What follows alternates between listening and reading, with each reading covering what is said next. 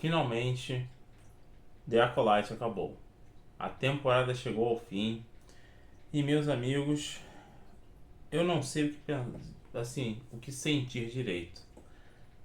A não ser um certo grau de alívio. Mas eu vou contar mais detalhes para vocês sobre esse final de temporada. Depois do like de vocês, isso mesmo. Deixe seu like, comente, compartilhe esse vídeo com seus amigos, que isso ajuda bastante a gente aqui. E me falem, o que vocês acharam desse final? Foi satisfatório para vocês? Botem nos comentários. Então, bora pro vídeo!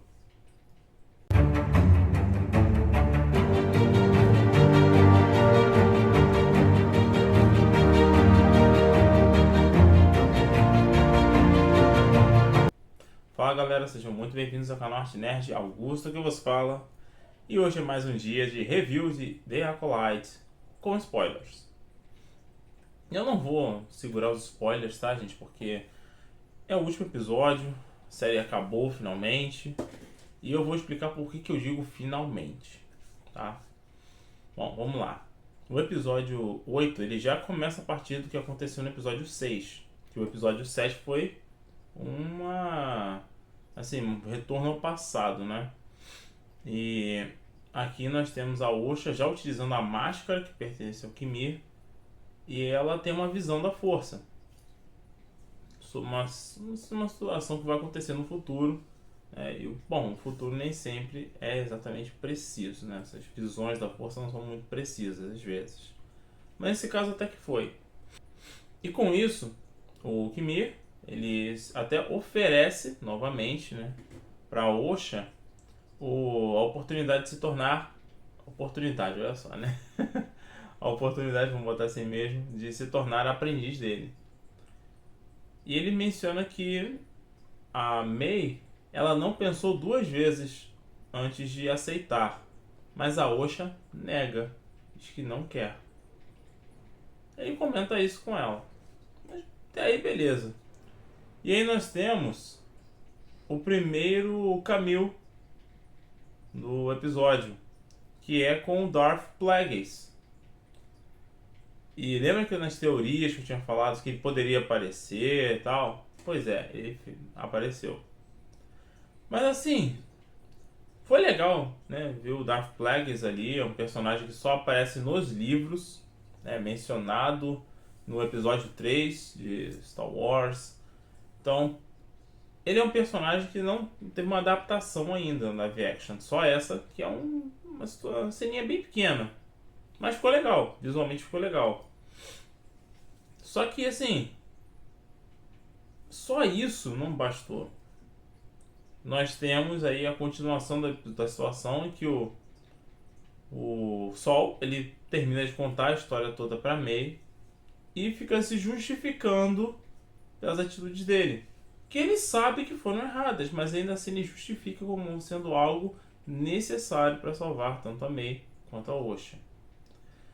E cara, pelo amor de Deus, gente, assim, eu entendo, tá? Eu particularmente compreendo que a Ordem Jedi, ela estava muito desgastada, ela estava se perdendo e, bom, eles devem ter cometido erros durante esse trajeto.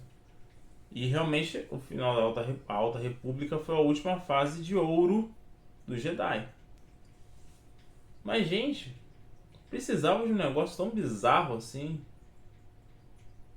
E o jeito como foi feito tudo acaba sendo muito estranho, sabe?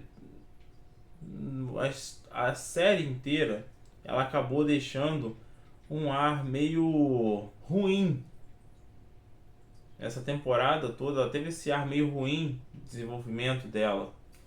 A ideia em si é muito boa, tipo, muito legal. Eu tava muito ansioso para assistir The Acolyte.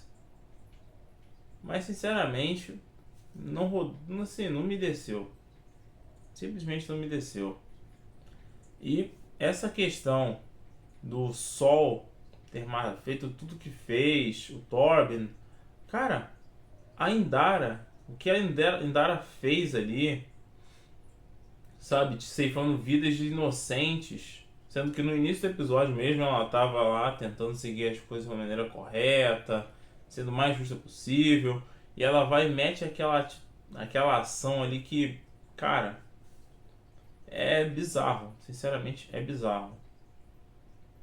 E se você for juntar tudo isso com a própria Osha e a Mei, que, assim, de início, a Mei ela ainda era um pouquinho interessante, a Osha era meio chata. Só que aí, do episódio 5 pra frente, você fica perdido. Porque a Mei, que de início estava mostrando ter aquela convicção de que iria cumprir as missões e tal, ela simplesmente muda do nada. E aqui nesse episódio nós tivemos algumas transições muito rápidas também. Uma delas é com a própria Mei, que ela consegue sair da nave do Sol. O Sol tenta persegui-la e tal, e o Basil atrapalha ele deliberadamente. Por quê? Eu não sei. Porque sinceramente esse personagem tá ali de maneira inútil. Teve só essa ação útil que ajudou a Mei, mas sinceramente, fora isso, ele não prestou pra muita coisa. Ele foi realmente um personagem completamente inútil na história. Eu não entendi por que colocaram ele ali. Sério mesmo. É só pra ter uma criatura nova no universo Star Wars. Só se foi pra isso. Mas eles poderiam ter feito isso com qualquer outro tipo de personagem. Enfim. Juntando tudo isso, nós temos o próprio Kimir, que está com a Osha, se dirigindo a Brandok, o planeta de origem dessa história. E a Mei e o Sol estão lá também. O Sol continua indo atrás da Mei, tentando convencê-la de que o que ele fez, apesar de ser algo terrível, é o correto. E assim, você percebe que o Sol ele tá muito, mas muito enganado. O cara tá assim, mentindo pra si mesmo, sabe? Ele mente pra si mesmo o tempo todo. Há 16 anos ele mente pra si mesmo, justificando as ações erradas dele. E para piorar tudo, né? Chega em determinado momento que a Osha vai descobrir o que aconteceu. Mas antes de ela descobrir, nós vamos ter alguns embates acontecendo. O Kimir e a Osha chegam em Brandok e nós temos o embate de Osha versus Mei e Kimir contra Sol. E assim, a luta do Sol contra o Kimir é bem legal, ela é bem coreografada, tem assim, umas técnicas bem legais, sabe? Umas cenas tipo Kung Fu mesmo, tipo Tigre e Dragão, aqueles filmes mais antigos do Era Uma Vez na China, do Jet Li, que por sinal é excelente esse filme do Jet Li. As cenas são bem feitas ali, nas lutas com sabre de luz, os duelos são bem elaborados, mas a luta da Mei e da Osha eu achei assim, mais fraquinho. Tem umas cenas, umas partes mais legais e tal. Você percebe também uma coisa. Elas começam a se espelhar. Uma dá um soco, a outra vai dar um soco também. Você vai dar um chute, a outra também dá um chute. É como se elas tivessem uma sintonia estranha. E elas mantêm isso durante o combate delas. Juntando isso, nós também temos a própria descoberta, assim, não só a descoberta, né, mas a confirmação de que na verdade ambas foram criadas através de uma vergência, que é uma espécie de, como é que pode se explicar isso? É como se fosse um foco muito intenso da força em um determinado local ou pessoa. E a Aniceia utilizou essa vergência para poder criar as duas. Só que ela meio que criou duas crianças, como se tivesse dividido uma única pessoa em duas. É muito estranho, é muito esquisito. Enfim, é bem estranho mesmo. E aí surgiu a Mei e a Osha. Então elas foram meio que fabricadas artificialmente. Então, a gente tem essa revelação, né? E nós vamos chegar ali no ápice, que é o final do episódio, em que nós descobrimos, na verdade, na verdade não nós, né? Mas a Osha descobre quem matou a mãe dela foi o Sol. E a Osha, ela fica, assim, estarrecida com isso. Ela entra em fúria, porque afinal ela confiava no Sol. E ela até declara para Mei que ela falhou no treinamento dela como Jedi porque ela não conseguia perder o ódio que ela tinha pela irmã. Porque a irmã, segundo ela entendia, tinha matado todas as pessoas, incluindo a mãe dela. Então, a mãe delas, né, na verdade. Então isso acaba mantendo aquele ódio, aquela amargura na Osha. E isso faz com que ela não evoluísse, não acabou não evoluindo na Ordem Jedi. Então ela acaba abandonando a Ordem. E é a partir daí que se dá a desgraça toda. A gente tem agora uma Osha completamente furiosa e, spoiler, brabo. Todo mundo praticamente que viu o Kimir. Todo mundo não, né? Assim, de todos os personagens principais, os Jedi, todos morreram, porque o único que tinha sobrado era o Sol. E o Sol foi morto também. Isso mesmo. E pelas mãos da Osha. Não foi pelas mãos da Mei, não foi foi o Kimir que conseguiu fazer isso.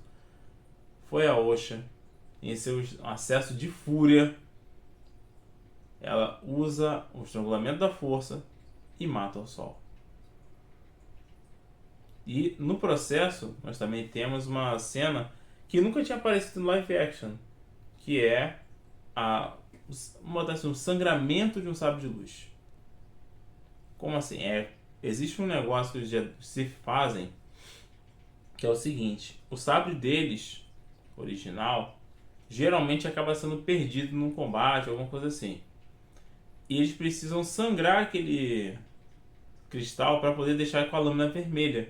Que a lâmina vermelha não é uma lâmina natural. Só existem duas formas de você criar a lâmina vermelha. Uma é jogando toda a sua dor, sofrimento, raiva e dirigindo ele ao cristal para fazer ele sangrar e aí ele fica vermelho, ou utilizando um cristal sintético. E raramente se usam os cristais sintéticos. Geralmente usa-se cristais tradicionais e aí faz-se isso com eles. E aí a lâmina fica vermelha. E foi o caso da Osha, foi o que ela fez. Junto com tudo isso, nós temos também a investigação da Vernestra, que está lidando com um certo senador que está de olho nas ações do Jedi. Ele questiona bastante, tá, as atitudes do Jedi. E eu acho que foi por ali que começou aquela coisa da República ter mais influência ainda na Ordem Jedi. Tanto que o Anakin, ele se torna membro, acho que membro do conselho, não lembro, mas ele tem uma posição mais importante na Ordem Jedi porque ele passou a ser um porta-voz do chanceler Palpatine dentro da Ordem. Estão entendendo? Assim, a República ela começou a querer se colocar mais nas atitudes, nas ações dos Jedi, querer saber mais do que eles fazem.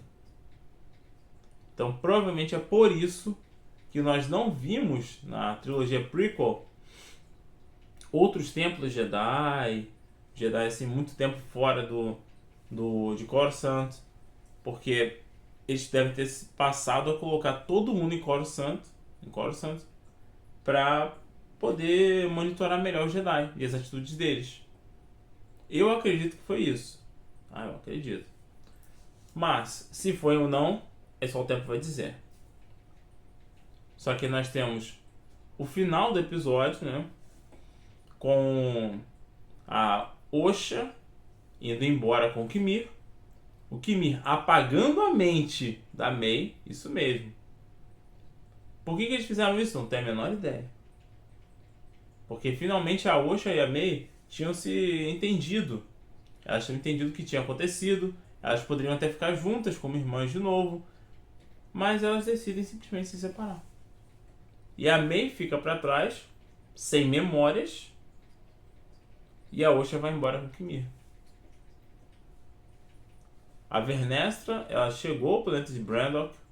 Ela entendeu o que tinha acontecido. Que ela é uma das muitas usuárias, ao que parece agora, da psicometria, né?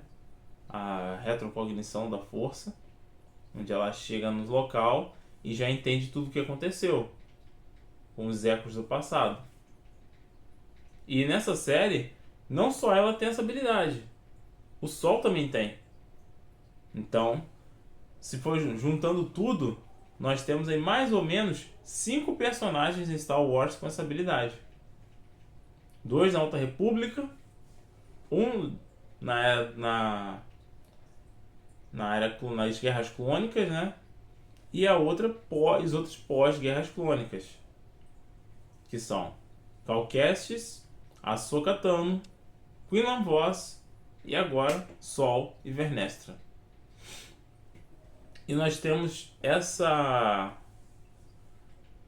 personagem, a Vernestra Lu, sendo trabalhada de uma forma bem estranha, cara. Por quê? Lembra que eu falei do senador que foi lá confrontar ela? Pois é. Ela acaba soltando que ela estava fazendo a investigação, sim, sobre o que tinha acontecido. E parece que havia mais vítimas. Isso deixou o senador mais cabreiro ainda. E nessa, a Vernestra continua sua investigação, chega a Brandok e ela percebe uma coisa. Tem alguém conhecido. E não é só o Sol. O Kimir, provavelmente, na verdade, é explicado que ele foi um padawan da Vernestra Rue. Então, minhas apostas com relação a um personagem que foi padawan dela, logo assim que ela se tornou Cavaleira Jedi, era o Imri Cantarus. E eu achei que o Torbin fosse esse personagem. Mas não é. O Torbin é um outro personagem. O Imri, ele só apareceu nos livros, acho que em algumas cenas de quadrinhos. Então, talvez tenhamos um vislumbre dele numa próxima temporada. E sim, gente, existe a possibilidade de uma segunda temporada. Por quê? No final do episódio, nós temos a Osha junto com o Kimir lá no planeta desconhecido, que é a base do Kimir. E ele vai e segura a mão dela. Ou seja, teremos um relacionamento aí, além de mestre e aprendiz, pelo menos dá a entender isso. Já em Coruscant, nós já temos a Vernestra conversando com os membros do Senado, incluindo o chanceler, né? Na verdade, o Supremo Chanceler. E quando ela relata tudo, ela omite algumas coisas. Ela coloca a culpa toda no Sol. Como se o Sol fosse o culpado de tudo que tinha acontecido. Claro, boa parte era mesmo. Uma parte era. Mas mesmo assim, ela deveria ter contado a verdade e não contou. E se você juntar tudo isso, nós ainda temos o quê? A Vernestra conversando com a Mei, desmemoriada. Ela acaba falando que ela tem uma irmã. Então, possivelmente a Mei vai atrás da irmã. E no final mesmo do episódio, nós vemos a Vernestra indo conversar com um certo personagem. O Yoda. Cara, por que eles não fizeram isso no início? Por que simplesmente não pegaram e botaram logo o Yoda de cara ou qualquer outro membro do Conselho Jedi simplesmente para organizar tudo? Não, é um festival de doideira, gente. É um festival de doideira. Enfim, a gente tá vendo a história se encaminhando, tá? Para uma potencial segunda temporada, porque tem várias pontas soltas. Porque tudo bem, não venha ter uma segunda temporada, talvez vire um quadrinho que funcione como segunda temporada, pode acontecer. Mas assim, nós temos a Vernestra dirigindo essa investigação para encontrar o anterior padawan dela.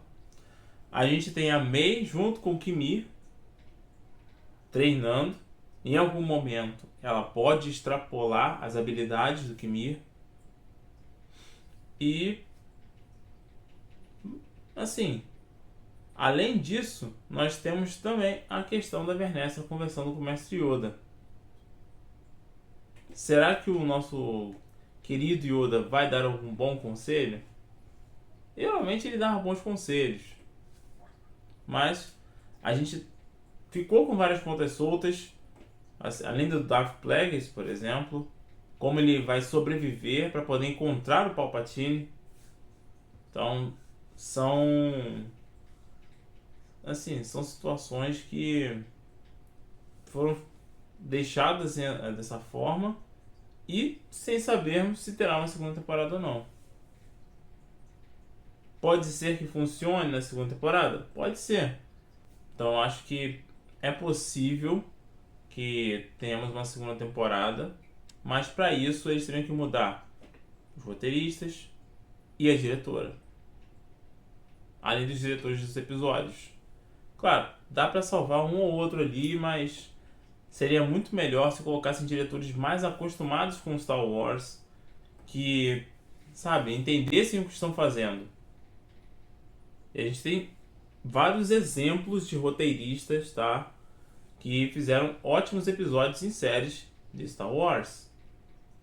Por que não simplesmente chamar esses diretores para poder cuidar de um episódio ou outro? Cara, sinceramente, ia ser muito mais interessante e provavelmente conseguiríamos ter uma série boa.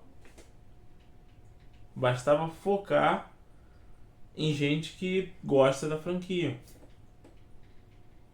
e que precisa de umas referências aqui, outras ali, para que tudo siga. Sinceramente, se tivermos uma segunda temporada, eu espero que eles melhorem nisso. Tomara que sim? Tomara. Mas vamos aguardar, porque até o momento não tivemos nenhuma notícia sobre esse assunto. Não sei se será realizado em forma de quadrinho, como eu já mencionei, animação, não sei. Vamos aguardar para descobrir. E agora, este ano, a princípio, nós temos outra série que vai ser lançada, que é a Skeleton Crew. Acho que é em dezembro.